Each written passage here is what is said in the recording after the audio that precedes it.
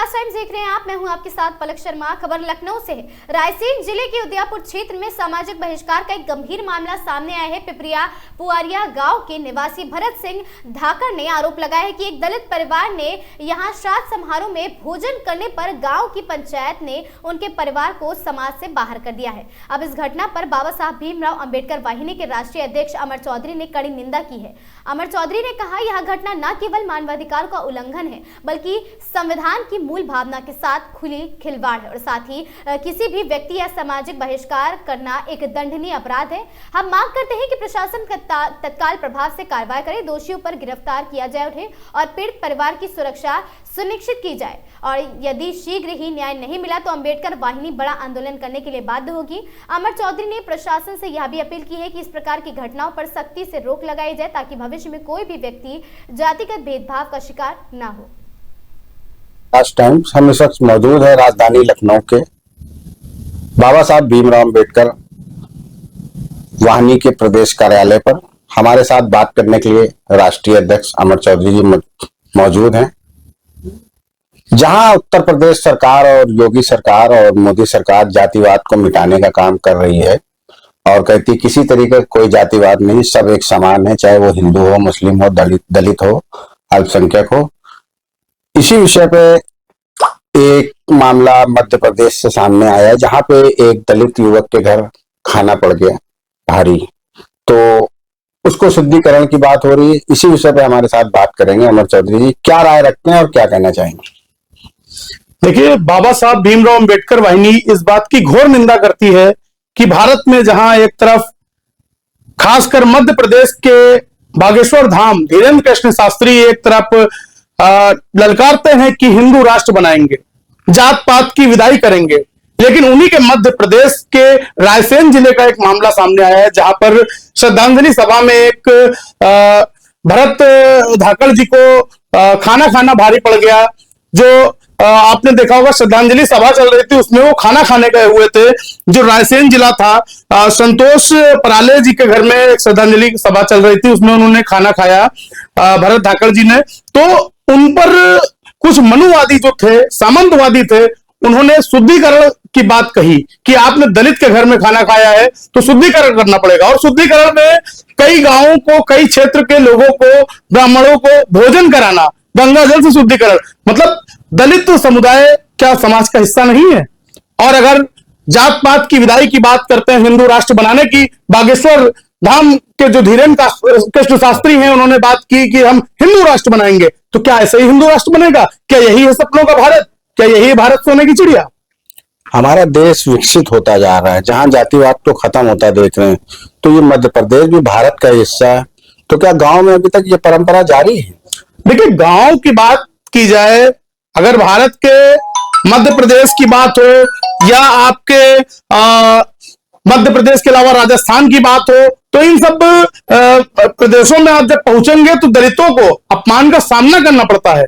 और उत्तर प्रदेश की अगर बात की जाए तो उत्तर प्रदेश में दलित, पिछड़ा और मुस्लिम समाज को अपमान का लगातार सामना करना पड़ता है। आज की अगर घटना देखी जाए तो उत्तर प्रदेश के रायबरेली जिले में एक घटना घटित हुई है जिसमें एक स्कूली छात्र को दलित होने के कारण उसको पीटा गया, और जबकि बेड से पीटा गया, जो घोर निंदनीय है। और बाबा साहब भीमराव अंबेडकर वाहिनी कड़ी निंदा इस पर करती है और दोषियों पर कड़ी कार्यवाही की मांग भी करती है।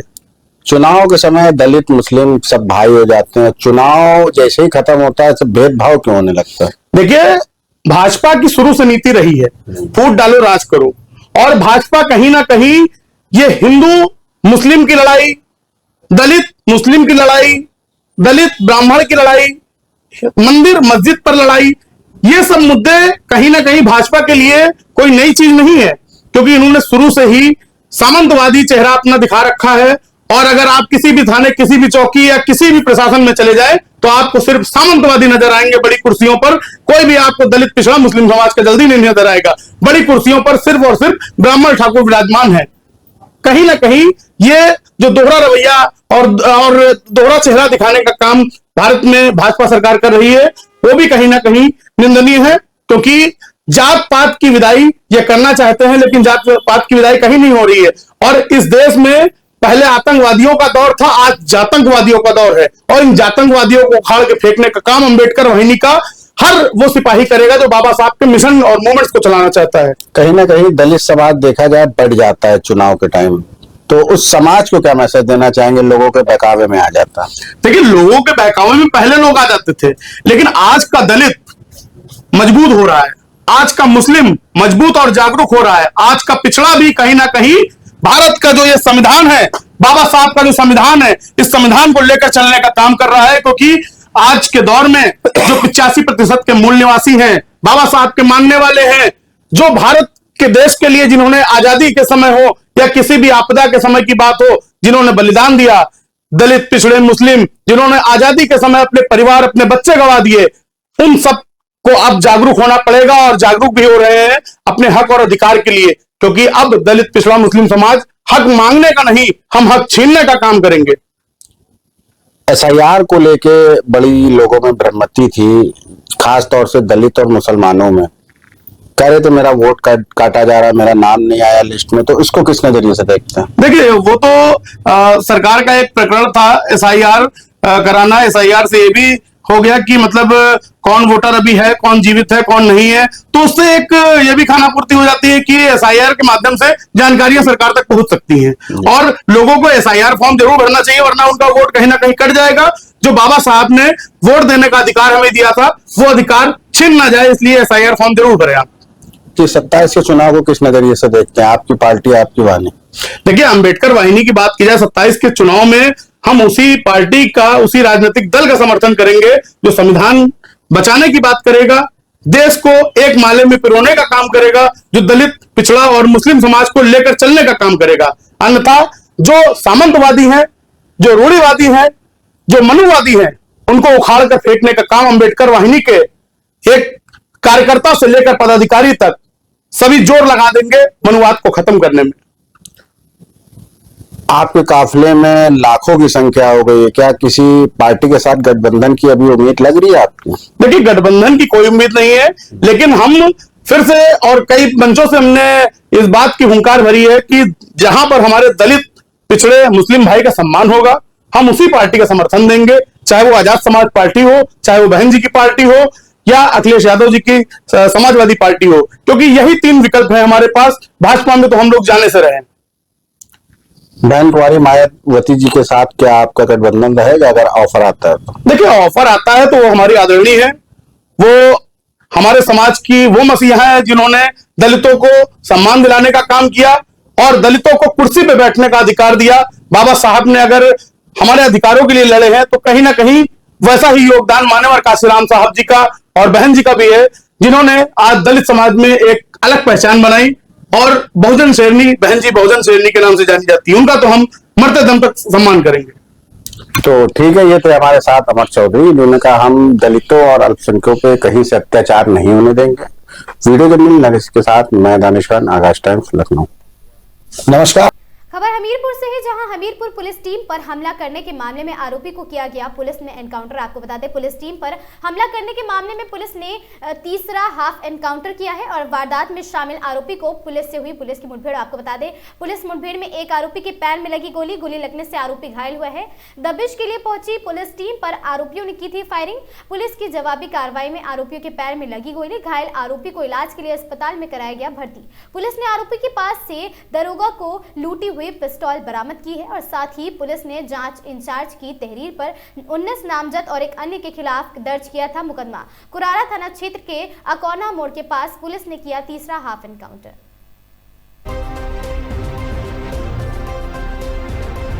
दिनांक 2/12/2025 को ग्राम उमराहट के विवाद की सूचना पर पहुंची पुलिस टीम पर भीड़ द्वारा हमला किया गया था, जिसमें कांस्टेबल आशीष कुमार मौर्य गंभीर रूप से घायल हो गए थे।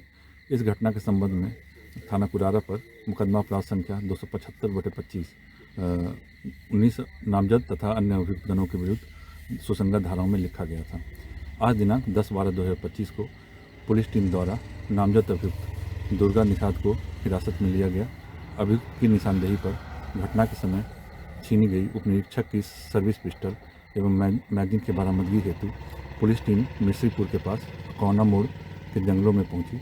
इस दौरान अभियुक्त ने जान से मारने की नीयत से तथा भागने के प्रयास में पुलिस टीम पर फायरिंग की, जिसमें आत्मरक्षा में की गई जवाबी कार्रवाई के दौरान अभियुक्त के पैर पर गोली लगी है। उक्त अभियुक्त को उपचार हेतु अस्पताल भेजा जा रहा है तथा प्रकरण में आवश्यक वैधानिक कार्रवाई की जा रही है। खबर गोंडा से है, जहां गोंडा जिले के सीएमओ ऑफिस में कार्यरत बलिया निवासी वरिष्ठ लिपिक शशिकांत सिंह को आज 5,000 की रिश्वत लेते हुए भ्रष्टाचार निवारण संस्था ने रंगे हाथों पकड़ा है। आपको बता दें, हद है, अपने ही विभाग के रिटायर्ड कर्मचारी के बकाया भुगतान के लिए मांग रहे थे पैसा। यह गिरफ्तारी अपने ही विभाग के रिटायर्ड कर्मचारी से पैसा मांगने के एवज में की गई है और बड़े बाबू शशिकांत सिंह को एंटी करप्शन की टीम अपने साथ ले गई है।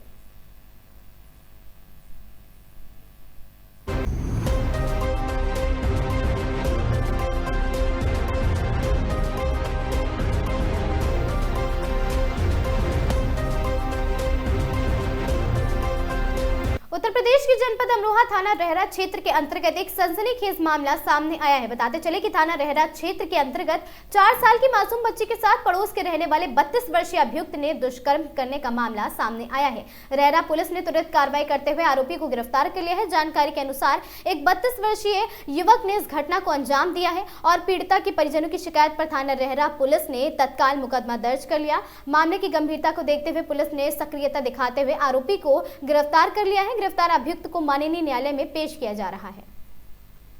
रहरा क्षेत्र अंतर्गत एक 4 वर्षीय बच्ची के साथ दुष्कर्म होने की सूचना प्राप्त हुई थी। थाना रहरा पे उक्त प्रकरण में मुकदमा पंजीकृत किया गया है। इसमें अभियुक्त 32 वर्षीय पीड़िता का पड़ोसी है।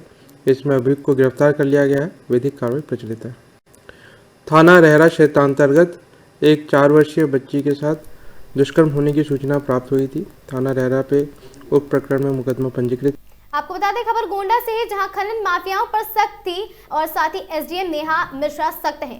करनैलगंज क्षेत्र के अंतर्गत हो रहे खनन की सूचना पर पहुंची एसडीएम ने मिट्टी की लदी ट्रॉली को लिया कब्जे में। लगे ट्रैक्टर और साथ ही ट्रॉलियों को कराया गया सीज। अवैध खनन से जुड़े लोगों को दी गई कड़ी चेतावनी।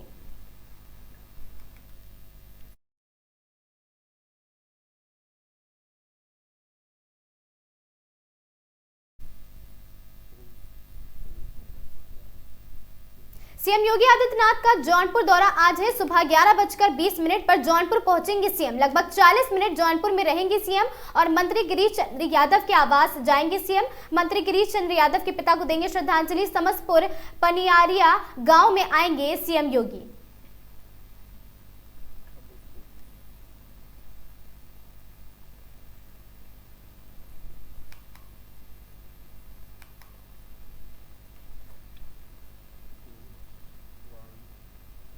उत्तराखंड के मुख्यमंत्री पुष्कर सिंह धामी ने हरिद्वार के जिलाधिकारी को देश का सबसे सुंदर और स्वच्छ जनपद बनाने के निर्देश दिए हैं, जिसको लेकर हरिद्वार के जिलाधिकारी ने आज हरिद्वार रुड़की विकास प्राधिकरण के सभागार में अधिकारियों और सामाजिक संस्थाओं के साथ बैठक कर गंगा घाटों सहित आसपास के इलाकों को स्वच्छ रखने के निर्देश दिए हैं। जिलाधिकारी मयूर दीक्षित ने बताया कि राज्य के मुखिया पुष्कर सिंह धामी का सपना है हरिद्वार को राज्य ही नहीं बल्कि पूरे देश का सबसे सुंदर और स्वच्छ जनपद बनाया जाए।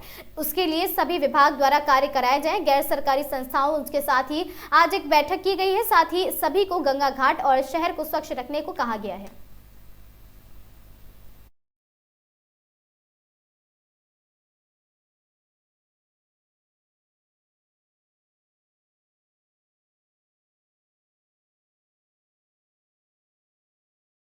देखिए, जनपद में वृहद सफाई अभियान चलाया जा रहा है, जिसके क्रम में सरकारी डिपार्टमेंट्स के साथ साथ सभी लोगों को भी हम जोड़ रहे हैं। इसी क्रम में हमने गैर सरकारी संगठन जितने हमारे जनपद में कार्य कर रहे हैं सफाई क्षेत्र में या फिर अन्य क्षेत्रों में, उनके साथ एक वृहद चर्चा की गई। उनके द्वारा विभिन्न स्थलों पर आगे जाकर सभी लोगों को जोड़कर एक सामूहिक रूप में सफाई अभियान चलाने के लिए कहा गया है और आगे जाकर इसकी मॉनिटरिंग और की जाएगी। साथ ही उनको गवर्नमेंट के साथ मिलकर काम करने को कहा गया है ताकि परिणाम और अच्छे आ सकें। कुछ ऐसे एरियाज उनके द्वारा भी आइडेंटिफाई किए गए जहाँ पर अभी भी सफाई व्यवस्था और बेहतर की जा सकती है, तो वहाँ पर भी संबंधित अधिकारियों के साथ वृहद सफाई अभियान चलाने में सभी गैर सरकारी संगठनों को, ऐसी संस्थाओं को भी बात की गई।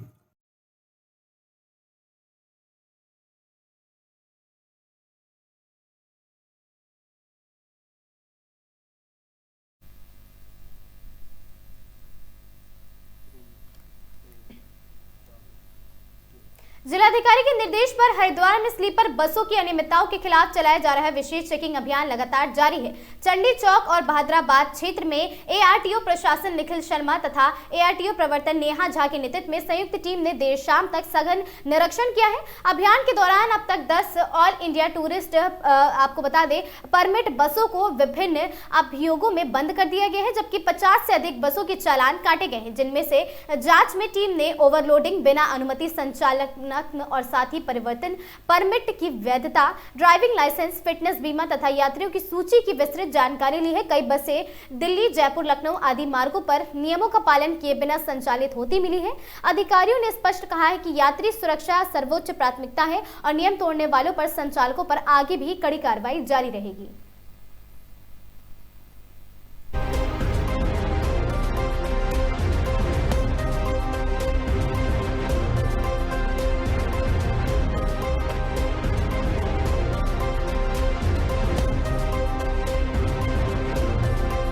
लगातार चेकिंग अभियान चली, अभी भी आप देखा रास्ते में आपने गाड़ी को रोका। एक्चुअली इस गाड़ी का जब हमने चेक किया तो इस गाड़ी की फिटनेस खत्म थी, इंश्योरेंस खत्म था और ड्राइवर के पास लाइसेंस भी नहीं था। तो ये गाड़ी हम सीज करने लेकर जा रहे हैं। हम ये रूटीन चेकिंग करते रहते हैं। आज की कार्यवाही में अभी तक लगभग 20 चालान किए जा चुके हैं और 7 से अधिक गाड़ियों को बंद किया गया है। ओवरलोडिंग पे हम विशेष अभियान लगातार चला रहे हैं। अभी हमने पिछले दिनों ऑल इंडिया टूरिस्ट परमिट की बसेस को लेकर भी विशेष अभियान चलाया था, जिसके अंतर्गत 5 बसेस बंद की गई थी और अनेकों बसों के चालान किए गए थे। इनके लिए भी लगातार हम कार्यवाही करते रहते हैं। आज ही हमारे द्वारा 2 डंपर सीज किए गए हैं और ओवरलोडिंग और इनको लेके हमारा कठोर प्रवर्तन कार्य चालू है। एक्चुअली हमें ऐसी कोई पावर नहीं दे रखी है कि हम उन कांटों को मतलब मॉनिटर करके कुछ करें। हमें जो भी गाड़ी ओवरलोड लेकर लगती है हम उसे धर्म कांटे पर लेकर जाते हैं, उसका वजन देखते हैं। अगर ओवरलोड पाई जाती है तो जो भी नियम और लॉ है उसके अकॉर्डिंग उसका चालान या सीज की कार्यवाही की जाती है। देखिए, ओवरलोडिंग पे जिलाधिकारी महोदय के भी निर्देश हैं कि कंटिन्यूअस कार्रवाई करती रहे पुलिस और परिवहन विभाग। तो उसी के क्रम में परिवहन विभाग ओवरलोडिंग वाहनों पे कार्रवाई कर रहा है। कल के डेट पे भी ओवरलोडिंग में लगभग 20 से ज़्यादा चालान किए गए हैं और ये जो कार्रवाई वो आगे भी चलती रहेगी। तो स्लीपर बस पे भी पिछली रोड सेफ्टी कमेटी की बैठक में निर्देश दिए गए थे कि जो ऑल इंडिया टूरिस्ट परमिट की बसेज हैं और जो ऑल इंडिया टूरिस्ट नए परमिट और पुराने परमिट में दोनों में चल रही हैं, उनके खिलाफ सख्त चेकिंग का अभियान चला जाए। तो उसी के क्रम में ये अभियान चल रहा है जो लगातार पिछले हफ्ते से चला आ रहा है और इसमें लगभग 50 से ज़्यादा बसेस के चालान हो गए हैं और 10 से ज़्यादा बसेस सीज हो गई हैं।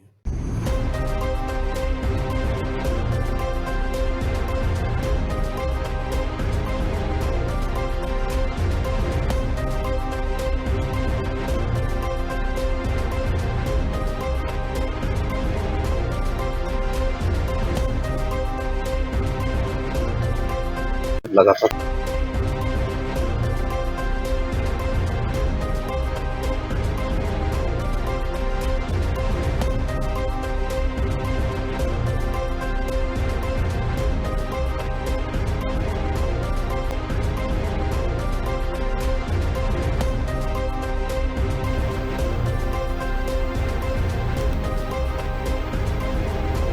आज सितारगंज महाराजा अग्रसेन ट्रस्ट में पंजाब नेशनल बैंक सितारगंज द्वारा मेगा कृषि आउटरीच कार्यक्रम एक गोष्ठी का आयोजन किया गया। आपको बता दें, बैठक की अध्यक्षता पंजाब नेशनल बैंक के मंडल अध्यक्ष सिद्धार्थ अधिकारी द्वारा दी गई है और साथ ही बैठक में उपस्थित लोगों को मंडल अध्यक्ष सिद्धार्थ अधिकारी ने बताया कि भारत सरकार द्वारा बैंकों के माध्यम से चलाई जा रही योजनाओं से कैसे लाभ लिया जा सकता है।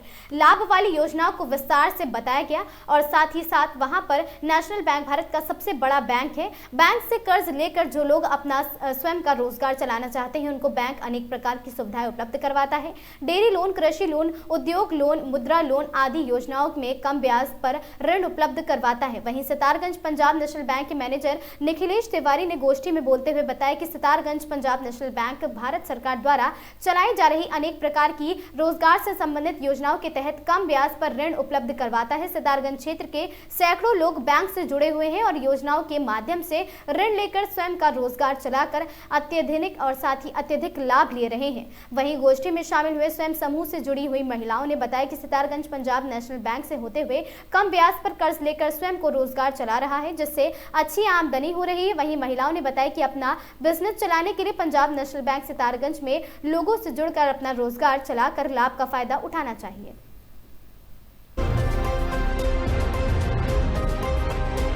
जैसे मैंने बताया कि देश के 140 सेंटर्स में हम ये आउटरीच प्रोग्राम कर रहे हैं। आउटरीच प्रोग्राम का मेन मकसद यही होता है कि हम जाके कृषकों के पास या जो भी व्यापारी हैं, हमारे कृषि से संबंधित जो भी व्यापारीकरण है, उन लोगों के पास जाके उनकी समस्याएं, उनके सुझाव समझें। और जो पंजाब नेशनल बैंक द्वारा जो नई नई स्कीमें लाई जा रही हैं, भारत सरकार द्वारा जो बैंकों के थ्रू जो नई स्कीम लाई जा रही है, उनको हम विस्तार से बता सकें, विस्तार से समझ सकें, हम लोग अपनी बात रख सकें और लोगों के सुझाव समझ सकें। तो मेन इसका उद्देश्य यही है। और जो आज का ये कार्यक्रम है, काफ़ी सफल कार्यक्रम रहा और सितारगंज से हमें काफ़ी उम्मीद है। सितारगंज में कृषि की अपार संभावना है और यहाँ से हमें हमेशा एक बहुत पॉजिटिव फीडबैक भी मिलता है। और हमारा जो यहाँ का व्यापारीगण है, काफ़ी वो संपन्न व्यापारीगण है और बहुत ज़्यादा अच्छे हमें यहाँ से प्रपोजल प्राप्त हुए हैं। सर, आपके द्वारा सितारगंज तो देखिए एक ऐसा क्षेत्र है, क्योंकि सबसे ज़्यादा विकास मुझे लगता है कि उत्तराखंड की अगर हम बात करें तो तराई वाले क्षेत्र में, अगर क्योंकि बाकी सेंटर्स में बाकी इंडस्ट्रीज़ आ रही है, ये वाले सितारगंज वाला और सितारगंज खटीमा वाला जो क्षेत्र है, यहाँ पर एग्रीकल्चर को लेकर काफ़ी इंडस्ट्रीज़ आ रही है। तो हमारे पास एग्री क्लस्टर को लेकर एक बहुत बड़ी स्कीम है, जिसमें हमें राइस मिलर्स को और सीड प्लांट को और सबसे ज़्यादा जो फूड पैकेजिंग और रेडी टू ईट फूड वाला जो आजकल कंसेप्ट चला हुआ है, उसको लेके बहुत यूनिट्स आ रही हैं। तो उनके हमें काफ़ी अच्छे यहाँ पे प्रपोजल्स मिले हैं। देखिए, ट्रैक्टर के बारे में आपको बताऊंगा। ट्रैक्टर के बारे में भी हमारी टेक्नोलॉजी, हम जो जिस तरीके से हम ऋण दे रहे हैं, वो भी हम निरंतर उस पर भी चेंजेस करते जा रहे हैं। आज हम आप जो लेटेस्ट स्कीम हमारे पास ट्रैक्टर देने की है, वो हम डिजिटल मोड में दे रहे हैं, जो आज की तारीख में किसी भी बैंक द्वारा नहीं दी जा रही है। डिजिटली आप घर बैठे बैठे आधे घंटे के अंदर आप डिजिटल मोड में आप ट्रैक्टर स्वीकृत करा सकते हैं। और सबसे उसमें अच्छी बात यह है कि हम आपसे उसमें कोलेटरल सिक्योरिटी भी नहीं लेंगे। बस मेरा सभी लोगों से निवेदन यही रहता है कि आप अपना सिबिल स्कोर अच्छा रखें और अपना रिपेमेंट का ट्रैक रिकॉर्ड बहुत अच्छा रखें। तो आने वाले टाइम पे बैंक किसी भी आपके एग्रीकल्चर का कोई भी और भी इम्प्लीमेंट आपको लेना है या और भी कंबाइंड हार्वेस्टर लेना है, तो उसमें भी हम आपके साथ हमेशा खड़े रहेंगे। किसान के लिए देखिए, हम छोटा 10,000 से लेकर 10 करोड़ तक का पशुपालन तक की स्कीम में हम देते हैं। और जो महिलाएं आई हुई हैं और जो छोटे पशुपालक आए हैं, उनके लिए हमारे पास बहुत ही व्यापक स्कीमें पड़ी हुई हैं। हमारे पास हमने जो सबसे हमारा यहाँ पे एडवांटेज है कि हमने हर जो सितारगंज वाले क्षेत्र में हर शाखा में एक एग्रीकल्चर ऑफिसर, एक कृषि अधिकारी सिर्फ इसी पशुपालन और एक कृषि संबंधित योजनाओं के लिए रखा हुआ है, जो बड़ी आसानी से छोटी छोटी जो इनकी पशुपालन को लेकर छोटी छोटी जो डिमांड्स होती है, छोटी छोटी जो लोन की रिक्वेस्ट होती है, वो हम वहीं पे पूरी कर सकें। कृषि वाले पशुपालन में हम कभी भी प्रॉपर्टी नहीं मांगते। पशुपालन में तो सिर्फ उसके पास काम करना होना चाहिए, वो यहाँ का स्थायी निवासी होना चाहिए और उसके पास यहाँ पर पशु रखने की जगह होनी चाहिए, उसके पास शेड होना चाहिए। और हम उसको पशु खरीदने के लिए भी ऋण देते हैं और जो पशु का जो चारा होता है, चारा खरीदने के लिए उसको जो वो चाहिए होता है, ऋण सीसी लिमिट चाहिए होती है, वो भी हम देते हैं।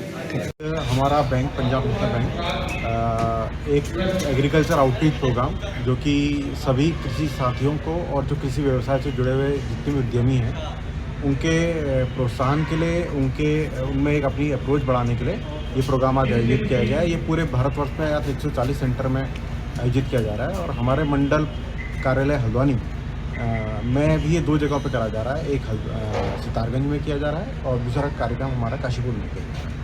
इसका उद्देश्य हमारी बैंक की अपनी पहुंच बढ़ाने का है, कस्टमर्स के बीच में अपनी साथ और अपनी जो बैंक की इमेज है उसको, अपने प्रोडक्ट्स को आगे पहुंचाना। सर, किन किन प्रोजेक्ट बैंक अभी एग्रीकल्चर सेक्टर में लगभग सारी ही योजनाओं पे अभी लोन दे रहा है, चाहे वो डेयरी हो, KCC हो, एक हमारे पास किसान गोल्ड कार्ड की स्कीम है, एग्रीकल्चर इंफ्रास्ट्रक्चर की स्कीम है, एक आजकल रूरल गोडाउन्स बहुत ज्वलंत एक इंडस्ट्री है जिसका बहुत डिमांड है और गवर्नमेंट का बहुत फोकस है कि एक बहुत रोबस्ट इंफ्रास्ट्रक्चर बनाया जाए, जिसमें हमारा बैंक एक अग्रणी बैंक के रूप में हमेशा रहा है। और इन सभी स्कीम्स में सबसे कम्पिटिटिव रेट ऑफ इंटरेस्ट में PNB आज तक ऋण देते आया है और अभी भी ऋण दे रहा है और one of the best schemes हैं, चाहे फार्म मैकेनाइजेशन की स्कीम है जो आज की डेट की डिमांड है। फार्म मैकेनाइजेशन पे भी और इन पे भी सारा लोन किया। ब्याज दर सर क्या रहती है?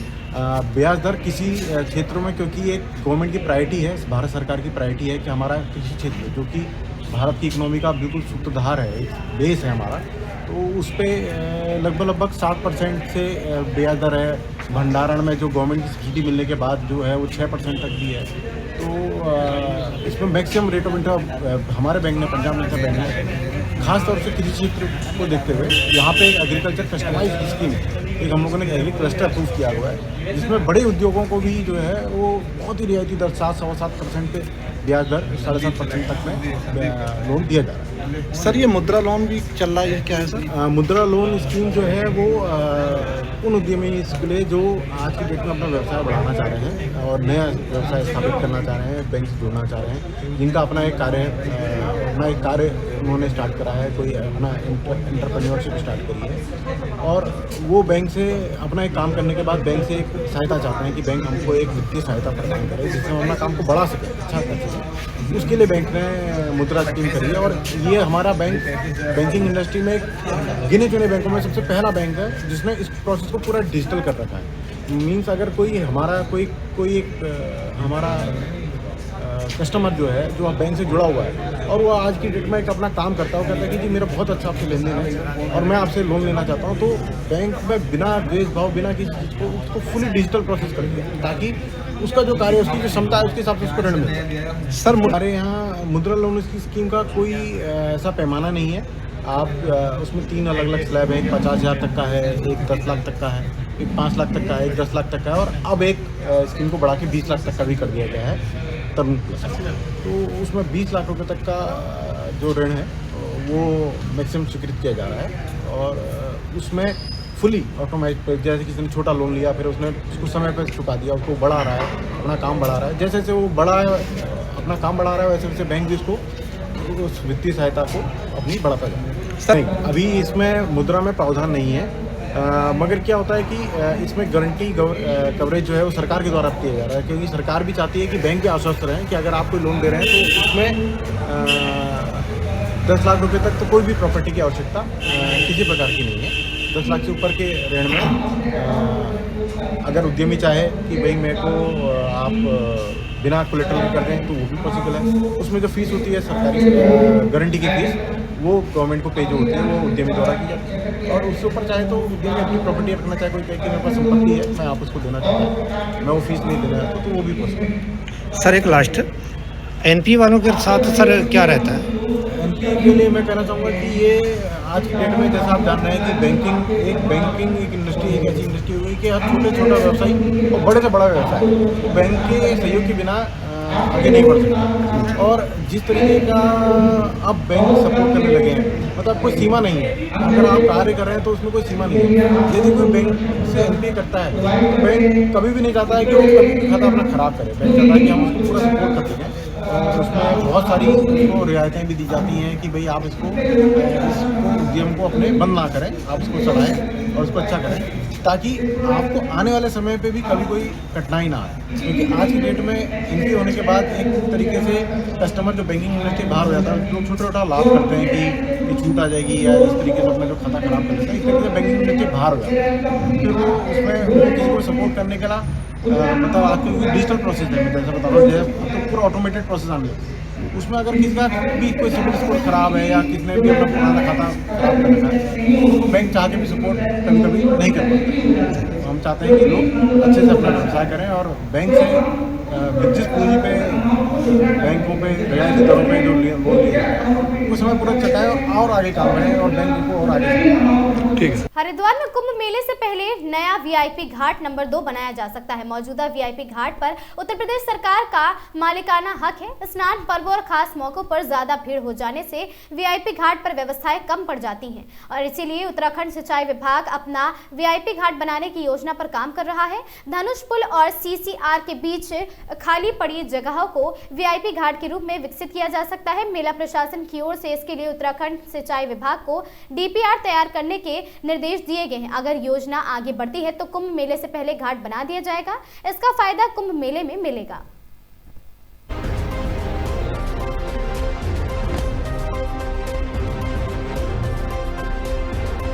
ने बताया कि वहीं से चालू होगा, धनुष पुल से।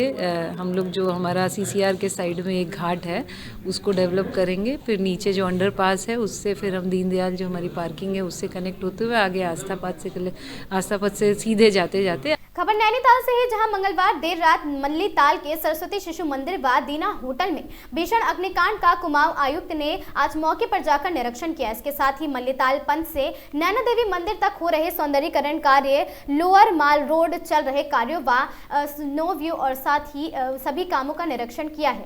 कुमाऊं आयुक्त दीपक रावत ने बताया, सरस्वती शिशु मंदिर विद्यालय में 120 बच्चे अध्ययनरत हैं और जिन्हें अभी कहा शिफ्ट किया जाएगा, जिसको लेकर चर्चा की जाएगी। इसके अलावा वहां पर हो रहे नुकसान को लेकर असेसमेंट कर रहे हैं, जिसको लेकर यहां से प्रस्ताव भेजे जा रहे हैं। सरकार द्वारा राहत दिलाई जाएगी। फिलहाल आग किन कारणों से लगी है उसके लिए जांच चलेगी, इसके बाद ही आग लगने के कारणों का स्पष्ट पता चल पाएगा। मानसखंड योजना को लेकर आयुक्त ने कहा कि मंदिर का मुख्य गेट बन रहा है, इसके अलावा अन्य कार्य भी प्रगति पर है। सभी कार्यों को पूर्ण करने के लिए 1 महीना और लगेगा।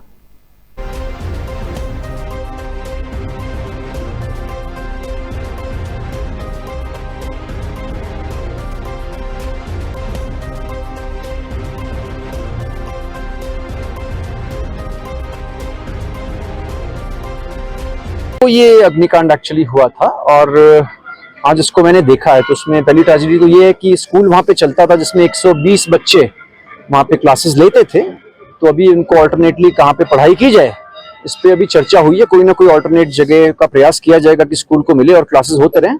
दूसरा जो वहाँ पे नुकसान हुआ है जिसमें कि एक घर भी है, स्कूल भी है, तो उसमें हम असेसमेंट कर रहे हैं जो नुकसान हुआ है और उसमें जो राहत मिल सकती है गवर्नमेंट से उसके लिए हम यहाँ से एक प्रस्ताव भेजेंगे और राहत दिलाई जाएगी।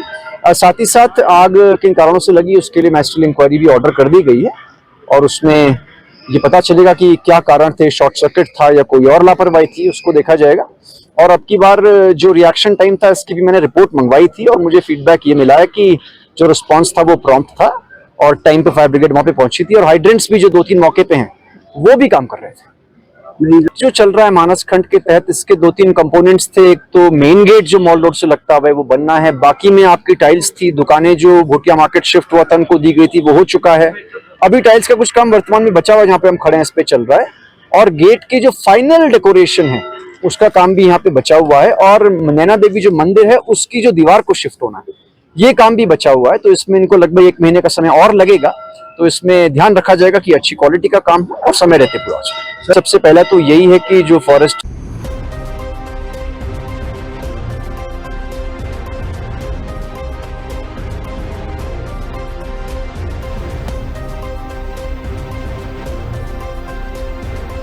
मुख्यमंत्री के पुष्कर सिंह धामी ने उत्तराखंड में अवैध गतिविधियों पर रोक लगाए जाने को लेकर अधिकारियों को सख्त आदेश दिए हैं और साथ ही जिसमें हरिद्वार जनपद में ड्रग्स फ्री देवभूमि अभियान में एसएसपी प्रमेंद्र सिंह डोभाल के निर्देश पर आज सिडकुल थाना क्षेत्र के ग्राम रावली महदूद में सिडकुल पुलिस द्वारा ड्रग विभाग के अधिकारियों के द्वारा संयुक्त ऑपरेशन चलाकर चेकिंग की गई, जिसमें 12 मेडिकल स्टोर्स में अनियमितता पाए जाने पर और कुछ मेडिकल स्टोर उक्त कार्रवाई की भनक होने पर फरार हो गए थे। मेडिकल स्टोर्स मौके पर ही सील कर दिए गए। साथ ही उत्तम मेडिकल स्टोर्स के द्वारा दवाइयों के स्टॉक चेक कर ड्रग विभाग द्वारा अग्रिम कार्रवाई की जाएगी। यह अभियान लगातार जारी रहेगा।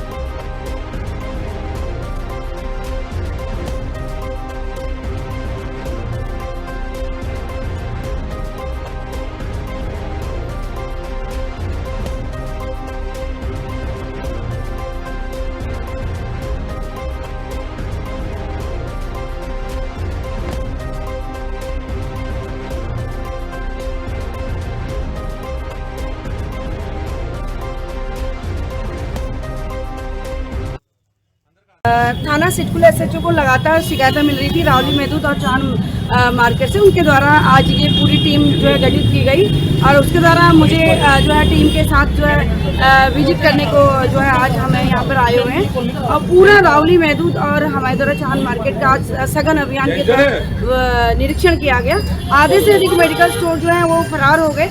हालांकि सारी दुकानों को हमारे द्वारा बंद करा दिया गया है और जब दुकान का वो लोग तरीके से विजिट कराएंगे और उसके बाद ही दुकानों का जो है संचालन कर पाएंगे।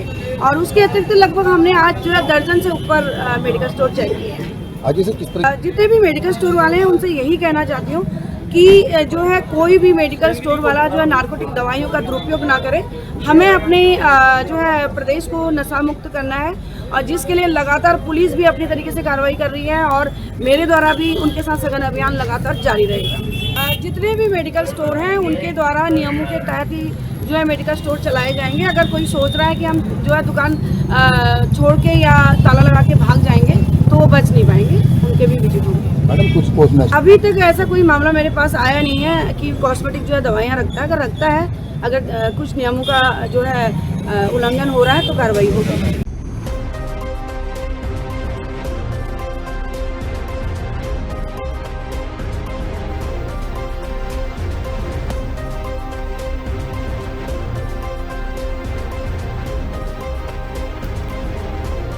हरिद्वार के बहादुराबाद क्षेत्र में आपको बता दें, रोहलाल की किशनपुर में हाथी की लगातार दस्तक से किसानों में हड़कंप मचा हुआ है।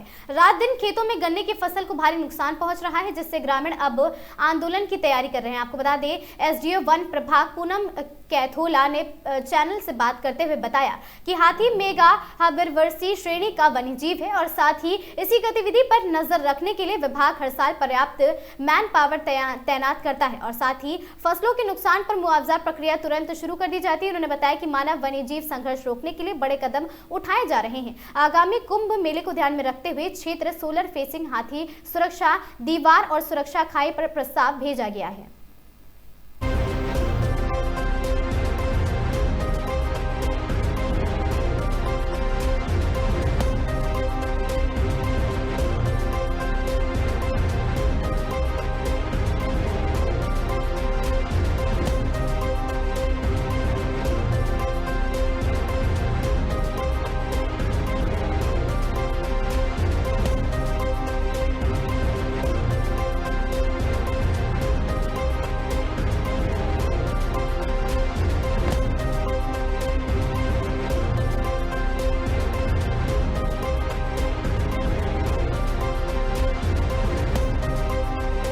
नुकसान भी हो रहा है, आक्रोश है लोगों में, किस तरह करेंगे? हाथी जो है मेगा हर्बीवोर्स में आता है, जिसके लिए हम मैन पावर हर साल ही तैनात करते हैं, जिससे कि लोगों के अब खेतों तक तो नुकसान कर ही रहे हैं हाथी, उनको मुआवजे की कार्रवाई भी हम तत्काल शुरू कर देते हैं और इसके लिए कर्मचारियों की तैनाती रहती है, जिससे कि किसी को कोई मतलब मानव क्षति ना हो और इसका हमेशा ही प्रयास रहता है। उसको दूर करने के लिए मैन पावर ही नीडेड है और तो इस तरह के कोई ठोस उपाय जो है वो अभी कुंभ मेला जो आने वाला है उसके लिए भी प्रस्तावित हैं कि उसके लिए सोलर फेंसिंग और हम इसका हाथी सुरक्षा दीवार और हाथी सुरक्षा खाई का भी प्रबंध करें, ये भी प्रस्ताव हमने भेजा है। रामनगर की पूछड़ी में अतिक्रमण के शोर में सायकालीन स्कूल में शिक्षा ग्रहण करने वाले बच्चे 5वें दिन पढ़ने आए। आपको बता दें, पालिका ने तार बाड़ पर कर स्कूल का रास्ता बंद कर दिया है। इससे रचनात्मक शिक्षक मंडल के बच्चों ने स्कूल के बाहर खुले में पढ़ाया गया और साथ ही उनका कहना है कि बच्चों को हर साल में शिक्षा की मुख्य धारा से जोड़ने का उनका मकसद है। अतिक्रमण से बेघर हुए करीब 200 बच्चों की शिक्षा पर खतरा मंडरा रहा है। रविवार को पूछड़ी क्षेत्र में बुलडोजर चलने से पहले करीब 4 दिनों से बच्चे स्कूल नहीं आ रहे हैं और पूछड़ी में रहने वाले अधिकांश बच्चों के घर टूट गए हैं। वहीं नगर पालिका ने तार बाड़ कर स्कूल आने वाले जाना वाला रास्ता बंद कर दिया। इसी बीच टीम ने हिम्मत नहीं हारी और उन्होंने वहां पर आने वाले बच्चों को तार बाड़ के बाहर जमीन पर बैठाकर उनकी पढ़ाई शुरू कर दी है, जिसको नियमित रूप से पढ़ाने वाले सुजल व पिंकी के साथ साथ शिक्षक मंडल से जुड़े नवेंदु मठपाल और साथ ही नंदराम आर्य, सुभाष गोला, बालकृष्ण ने भी अन्य गतिविधियां कराते हुए उनकी पढ़ाई जारी रखी है। रचनात्मक शिक्षक मंडल के राज्य संयोजक नवेंदु मठपाल ने कहा है कि उनकी विधायक दीवान सिंह बिष्ट से विद्यालय के संबंधित वार्ता हुई है और साथ ही वहीं एसडीएम ने स्कूल के पास तार बाड़ को हटाने की बात कही है, लेकिन एसडीएम के कहने के बाद भी तार बाड़ को नहीं हटाया गया। अतिक्रमण हटने पर ट्रचिंग ग्राउंड में तार बाड़ किया गया है। नगर पालिका ईओ आलोक उनियाल का कहना है कि स्कूली बच्चों के लिए कुछ दूरी पर रास्ता दिया गया है, यदि वहां पर भी दिक्कत हो रही है तो स्कूल के सामने से भी रास्ता दिया जाएगा।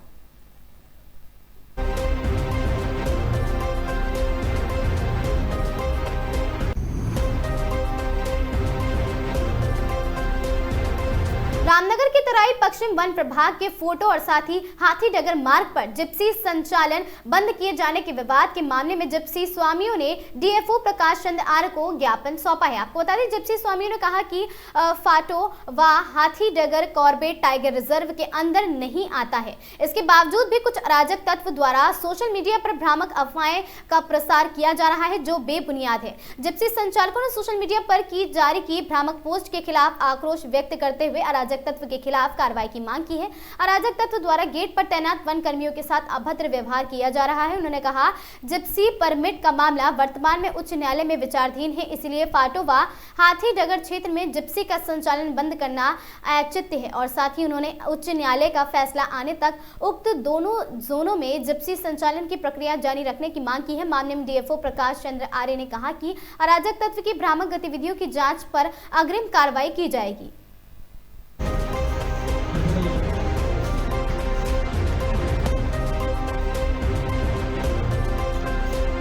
सर, पूरा मामला यह है कि कॉर्बेट के अध्यक्ष द्वारा एक ज्ञापन दिया गया था कि जिन गाड़ियों के पास परमिट नहीं है गाड़ियों में, उन गाड़ियों को जोनों में जाने की अनुमति ना दे। तो सर, सबसे पहले हम ज्ञापन डीएफओ साहब के पास देने आए थे कि सर हम ये बोलने आए थे कि सर हमारा मामला भी हाई कोर्ट में है, तो सर जब तक वो मामला क्लियर नहीं होता है तब तक हमें अंदर जाने की अनुमति दें। और सर दूसरा, हमारे सर कागज़ पूरे हैं, अभी तक परमिट फाटो गेट से कोई भी इशू नहीं हुआ, अभी तक इशू नहीं हुआ। तो सर हम यही कहना चाहते हैं कि जब तक परमिट इशू नहीं होता है तब तक हम जिप्सी स्वामियों को अंदर जाने की अनुमति दें, विविध रूप से जैसे हम चल रहे हैं। सर दूसरी बात, कुछ अराजकता लोगों के द्वारा उस फाटो गेट को बदनाम किया जाता है। सर हम पे एक इकलौता ऐसा गेट है जो पॉपुलर गेट है, जो गेस्ट सेटिस्फाई होता है फाटो के नाम पर जाने के लिए एग्री होता है, उसी गेट को बदनाम किया जा रहा है, वहाँ के स्टाफ को बदनाम किया जा रहा है। हमने डीएफओ सर से यही मांग की है कि सर जो आइंदा ऐसी हरकत करता है गेट पर, जो बेफालतू किसी पर क्लेम करते हैं, तो उन पर उचित कार्रवाई हो और जैसे हम चल रहे हैं और हमें डेली की तरह जाने की अनुमति है। बाकी हमारे जो है फाटो गेट के विषय में हमने बात करी थी एलडीओ साहब से, जिसमें हमें कॉर्बेट के जो अध्यक्ष साहब हैं उन्होंने एक ज्ञापन दिया हुआ था कि जिनके पास परमिट नहीं है वो लोग वहाँ पर गाड़ी नहीं चलाएंगे। तो अभी हम डीएफओ साहब के पास आए थे, तो उनके द्वारा जो है कहा गया कि आप लोग गाड़ी चला सकते हैं जब तक आपके पास परमिट नहीं आता है, और कोई भी ऐसी जो है बात नहीं है उसमें कि आप लोग की गाड़ी जैसे रोड डेली जा रही है आप लोग जाइए, उसमें कोई दिक्कत नहीं। मेन तौर फाटो गेट के लिए करनी सेना के कार्यकर्ताओं ने पूर्व सांसद के खिलाफ रामनगर के ढिकुली में करोड़ों रुपए की मांग संपत्ति पर कब्जा करने का आरोप लगाते हुए एसडीएम के माध्यम से प्रधानमंत्री को ज्ञापन भेजा है। आपको बता दें, करनी सेना के अध्यक्ष सूरज चौधरी ने आरोप लगाया है कि यूपी के पूर्व सांसद ने जमीन पर कब्जा कर लिया। इसके अलावा अन्य जगहों पर भी सरकारी भूमि पर कब्जे करने का आरोप लगाया है। कार्यकर्ताओं ने मामले की जाँच कर कार्रवाई की मांग की है। आपके माध्यम से एक ज्ञापन अपने यशस्वी प्रधानमंत्री माननीय नरेंद्र मोदी जी को एक ज्ञापन आपके माध्यम से प्रेषित करना है। मैं आपको पढ़ भी देता हूँ ज्ञापन है। हमने इसमें मांग की है, सेवा में श्रीमान प्रधानमंत्री महोदय, केंद्र सरकार, नई दिल्ली। विषय है पूर्व सांसद अकबर अहमद डंपी द्वारा देवभूमि उत्तराखंड की हजारों एकड़ सरकारी संपत्ति पर निर्माण कर अवैध कब्जे के संबंध में महोदय निवेदन इस प्रकार है कि पूर्व सांसद उत्तर प्रदेश के आजमगढ़ निर्वाचित क्षेत्र से बहुजन समाज पार्टी कार्यकाल 1998 से 99 तक अकबर अहमद डंपी सदस्य रहे, एक बाहुबली नेता रहे जो कि अपने विवादित गतिविधियों और राजनीति के लिए जाने जाते हैं। महोदय उक्त व्यक्ति द्वारा देवभूमि के उत्तराखंड के नैनीताल जिले में विश्व प्रसिद्ध जिम कॉर्बेट नेशनल पार्क के ढिकुली क्षेत्र में रिजॉर्ट बेला मुंडा रिवर रथाइट आहामा के नाम से प्रॉपर्टी है, जिसके पीछे कोसी रिवर की तरफ से कोसी रिवर की वह वन विभाग और सिंचाई विभाग की सरकारी भूमि सुमिल ग्रांड रिसोर्ट के पीछे से होते हुए संपूर्ण भूमि पर अवैध अतिक्रमण किया है एवं दुर्गा देवी गेट के अंदर भी हल्दोचौड़, काला खांडा, नैनी टांडा ब्लॉक से होते हुए सरकारी जंगलों को काट कर नैनी टांडा से संपूर्ण भूमि अवैध रूप से कब्जा कर उस पर सड़क का निर्माण व आज इस देश के यशस्वी प्रधानमंत्री माननीय नरेंद्र मोदी जी को एक ज्ञापन करनी सेना के माध्यम से भेजा गया एसडीएम महोदय जी के माध्यम से। हमने उसमें मांग की एक व्यक्ति जिसका नाम अकबर डंपी है, जो संपूर्ण देवभूमि उत्तराखंड में हजारों एकड़ भूमि अवैध अतिक्रमण कर अवैध तरीके से बेच करके खा गया और दीमक की तरह उत्तराखंड की भूमियों को खाने में लगा है। ऐसे व्यक्ति पर पूर्व में भी कई मुकदमे दर्ज हैं। अगर गूगल पर आप देखेंगे तो इस पर बहुत सारे मुकदमे दर्ज हैं। आज वर्तमान में जो कॉर्बेट टाइगर रिजर्व है, इसके अंदर भी ढिकली में बहुत सी ऐसी संपत्ति जो सिंचाई विभाग और वन विभाग की संपत्ति है, ऐसी संपत्तियों पर भी अवैध कब्जे हैं। ये संपूर्ण अवैध कब्जे हटने चाहिए और इनका इस पर ध्वस्तीकरण होना चाहिए, ऐसी हमने मांग की है। और साथ में हमने ये भी कहा है कि इसके ये जब से यहाँ उत्तराखंड में इन्होंने जमीन खरीदी है तब से लेके अभी तक इन्होंने कितनी जमीन बेची है और कितनी जमीन खरीदी है, कितनी बेच दी और कितनों पर अवैध अतिक्रमण है सरकारी संपत्ति पे। एक दुर्गा देवी गेट है, उसके अंतर्गत भी पूरा जंगल इन्होंने काट करके अपनी खुद की रोड का निर्माण करके इन्होंने उसके अंदर रिसोर्ट बना दिया। मतलब अपनी उत्तराखंड की सरकार का ध्यान किस ओर है, हम चेताना चाहते हैं इस चैनल के माध्यम से कि उत्तराखंड सरकार कर ये ऐसा व्यक्ति, ऐसा बाहुबली, ऐसा व्यक्ति जो निरंतर उत्तराखंड की जमीनों को, सरकारी संपत्ति को बेचकर खा गया, एक अजगर की भूमिका में आकर के पूरे उत्तराखंड को निगलने की तैयारी में बैठा है, उस व्यक्ति पर कार्रवाई कब होगी, ये मांग आज करणी सेना के माध्यम से की है और संबंधित विषय माननीय प्रधानमंत्री जी को भेजा है। उसके साथ में आपने इस राज्य के मुख्यमंत्री पुष्कर सिंह धामी जी को संकलन किया है, कुमाऊं कमिश्नर जी को किया है, उसके अलावा हमने डीएफओ महोदय जी को किया है और डायरेक्टर महोदय जी को किया है और उप जिलाधिकारी महोदय को भी दिया है। और जल्द से जल्द हमने मांग की जल्द इस पर कार्रवाई, यदि कार्रवाई नहीं होगी तो हम इस पर आंदोलन करने के लिए बाध्य होंगे। हरिद्वार में हुआ बड़ा सड़क हादसा, आपको बता दें लापरवाही और तेज रफ्तार से आ रही कार के नीचे मजदूरों के दबने से मची अफरा तफरी बताया जा रहा है। प्रेमनगर आश्रम के पास नेशनल हाईवे पर तेज रफ्तार बलेनो कार हाईवे पर रखे जनरेटर से टकराकर पलट गई है। कुछ मजदूर पुल पर निर्माण मरम्मत कार्य करते हुए कार के नीचे दबे। मौके पर अफरा तफरी का माहौल हो गया। सूचना पर पहुंची पुलिस ने एम्बुलेंस की मदद से घायलों को बाहर निकालकर अस्पताल भेजा है। तेज रफ्तार और लापरवाही बनी हादसे की वजह।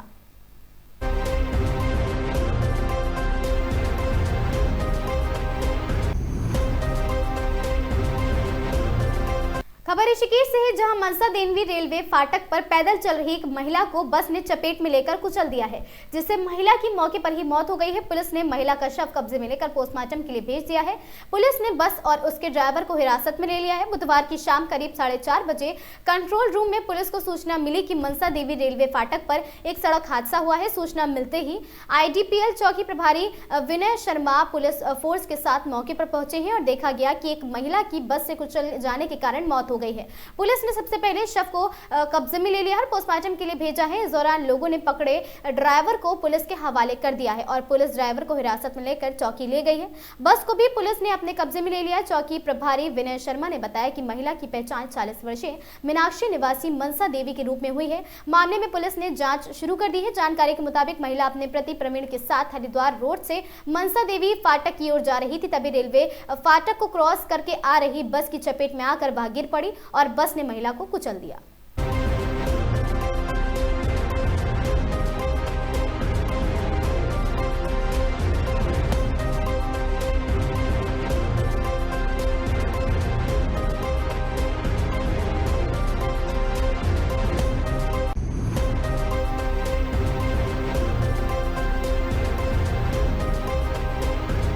खबर महोबा से है, जहां महोबा के कुलपहाड़ कोतवाली क्षेत्र में झांसी मिर्जापुर राष्ट्रीय राजमार्ग पर दर्दनाक हिट एंड रन का हादसा हुआ है। आपको बता दें, तेज रफ्तार कार ने पहले बाइक सवार को कुचलकर मार डाला और फिर भागते हुए खेत जा रहे किसान को भी टक्कर मारकर गंभीर रूप से घायल हो गया। पुलिस आरोपी कार चालक की तलाश में जुटी है। महोबा जिले के कुलपहाड़ कोतवाली क्षेत्र में झांसी मिर्जापुर राष्ट्रीय राजमार्ग पर बुधवार देर शाम को हिट एंड रन की एक भीषण घटना सामने आई है। राष्ट्रीय राजमार्ग पर द्वासी तिराहे के पास अचानक निकली तेज रफ्तार कार ने सड़क से गुजर रहे एक बाइक सवार को जोरदार टक्कर मार दी। इस हादसे में बाइक सवार 50 वर्षीय कामता प्रसाद कुशवाहा निवासी पनवाड़ी मौके पर ही मौत के शिकार हो गए हैं। टक्कर इतनी जबरदस्त थी कि बाइक के परखच्चे उड़ गए और कामता प्रसाद दूर छिटक गए हैं। हादसे के बाद कार चालक ने रफ्तार और बढ़ा दी और मौके से भागने लगा और भागते समय कार ने सड़क किनारे खेत की सिंचाई के लिए जा रहे 35 वर्षीय किसान भरत सिंह निवासी चारुआ को भी जोरदार टक्कर मार दी है, जिससे वह गंभीर रूप से घायल हो गया। हादसे के तुरंत बाद स्थानीय लोग मौके पर पहुंचे और लहूलुहान भरत सिंह को जिला अस्पताल पहुंचाया है, जहां उसकी मौत गंभीर देखते हुए डॉक्टरों ने उसे हायर सेंटर रेफर कर दिया है। और भारत के भाई योगेंद्र ने बताया कि टक्कर इतनी जोरदार थी कि भरत कुछ दूर तक घसीटता चला गया है। बहरहाल पुलिस ने घटनास्थल पर पहुंचकर जांच शुरू कर दी है और हिट एंड रन करने की वाली अज्ञात कार की तलाश के लिए टीमों को लगाया है। पुलिस चश्मदीदों के आधार पर आरोपी चालक तक पहुंचने की कोशिश कर रही है। क्या घटना हुई है? जी सर, ये हुई है कि हमारा भाई जा रहा था सिंचाई करने के लिए, तो ट्यूबवेल पर सिंचाई करने के लिए पैदल जा रहा था मेन रोड से, क्योंकि मेन रोड पर हमारा खेत है। तो हम सिंचाई करने के लिए आए तो एक अज्ञात कार आई हुई है, तो उसने बाइक को टक्कर मारी है और बाइक को टक्कर मारकर हमारे भाई को टक्कर मारी है। तो बाइक वाला स्पॉट पर ख़त्म हो गया है। तो इसके बाद इनको भी अगर घायल हो गए हैं जी, तो हम रेफर पहले सामुदायिक केंद्र कुलपाल लेकर आए हैं, तो कुलपाल वालों ने हमको रेफर कर दिया, तो हम सामुदायिक जिला अस्पताल केंद्र लेकर आए हैं। तो यार हमारे भाई की सीरियस हालत है, अभी भी है, लेकिन डॉक्टर लोग बता रहे हैं कि अगर कंट्रोल नहीं आया है तो हम झांसी रेफर कर देंगे। तो अब हमारे भाई की अभी तबीयत तो ठीक नहीं है, लेकिन इलाज जारी है। अगर डॉक्टरों ने मतलब बढ़िया हुआ तो डॉक्टर प्रयास कर रहे हैं। कितने की मौत हुई, कितने घायल हैं? एक की मौत हो चुकी है और हमारा भाई घायल है। मौत हुई है उसकी पहचान हो पाई है? नहीं, अभी पहचान नहीं हुई है कि कौन सा वो है, लेकिन मतलब जो मोटरसाइकिल बाइक वाला था वो स्पॉट पर ख़त्म हो गया है। क्या है आपका? योगन सिंह। क्या घटना हुई है? ग्राम प्रधान की दबंगई उजागर हुई है। ग्राम समाज के तालाब पर अवैध शौचालय निर्माण ग्रामीणों में उबाल। आपको बता दें, कहली ग्राम पंचायत में ग्राम प्रधान राजू गुप्ता की मनमानी और दबंगई का मामला सुर्खियों में है। ग्रामीणों के अनुसार ग्राम समाज के तालाबी की भूमि पर बिना किसी अनुमति, सूचना या प्रस्ताव के अवैध रूप से शौचालय का निर्माण कराया जा रहा है। सूत्रों के मुताबिक शारदा और इंद्रपाल के लिए बनाए जा रहे इन शौचालयों को ग्राम प्रधान द्वारा पूरी तरह नियमों को दरकिनार कर शुरू कर दिया गया है। तालाब जैसी सार्वजनिक भूमि को हो रही निर्माण ग्रामीणों की नाराजगी का बड़ा कारण बना हुआ है। ग्रामीणों का कहना है कि तालाब की भूमि पर कब्जे की यह शुरुआत है और यदि तत्काल रोक नहीं लगाई गई तो सार्वजनिक संपत्ति का अस्तित्व खतरे में पड़ जाएगा। ग्रामीणों में गहरा आक्रोश है और उन्होंने मामले की शिकायत उच्च अधिकारियों तक पहुंचाई है। अब सबकी निगाहें एसडीएम नारायणी भाटिया की कार्रवाई पर टिकी है कि क्या यह ग्राम प्रधान की इस मनमानी पर रोक लगाकर तालाब की भूमि को बचा पाएंगी या नहीं।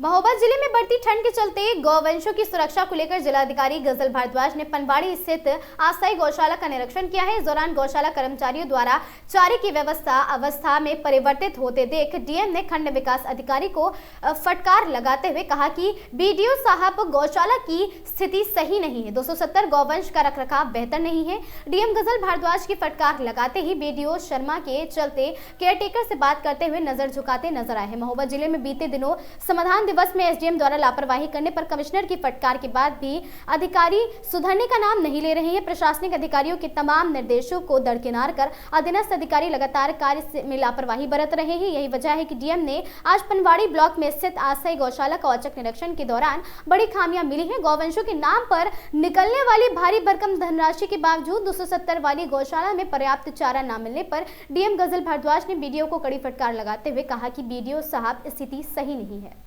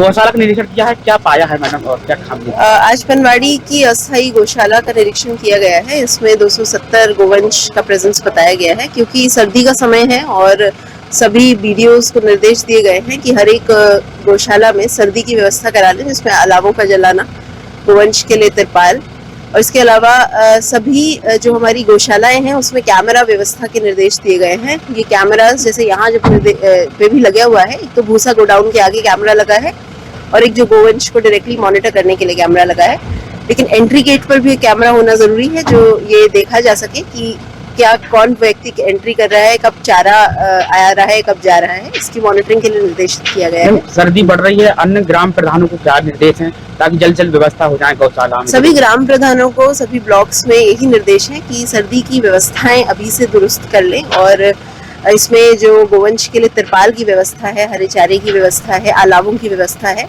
इसको करा लिया जाए और उसी के हिसाब से कार्रवाई की जाए। इन खबरों में आज के लिए बस इतना ही। ऐसी खबरों से लगातार जुड़े रहने के लिए बने रहें हमारे साथ और देखते रहें आगाज टाइम्स।